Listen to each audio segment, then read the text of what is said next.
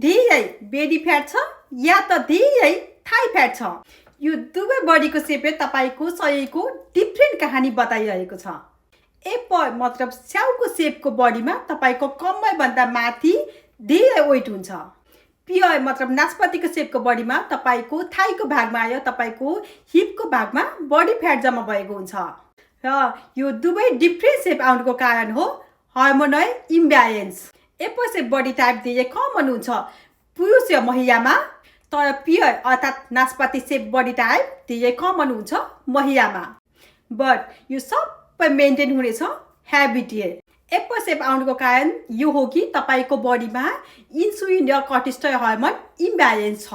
र प्योर सेप हुनुको मतलब तपाईँको बडीमा इस्ट्रोजन हार्मोन इम्ब्यालेन्स छ। फ्याट तपाईँको अरू पनि भागमा बढ्न सक्छ, जस्तो कि हात र पाखुरा मोटो छ भने टेस्टोस्टेरोन हार्मोन इम्ब्यालेन्स छ। यदि तपाईँको घाँटीको वरिपरि फ्याट जम्मा भइरहेको छ भने तपाईँको TSH जसले चाहिँ थाइरोइड प्रोत्साहन गर्छ त्यो इम्ब्यालेन्स भइरहेको छ। जतिखेर तपाईँको बडीमा जरुरतभन्दा ज्यादा फ्याट जम्मा भएर बसिरहेको छ मतलब तपाईँ इन्सुलिन रेसिस्टेन्स हो, किनकि इन्सुलिन भनेको शरीरको फ्याट स्टोरेज हार्मोन हो। जतिखेर तपाईँको बडीमा इन्सुलिन लेभल हाई हुन्छ तपाईँको बडीले छिटो छिटो खानालाई फ्याटमा कन्भर्ट गर्दछ।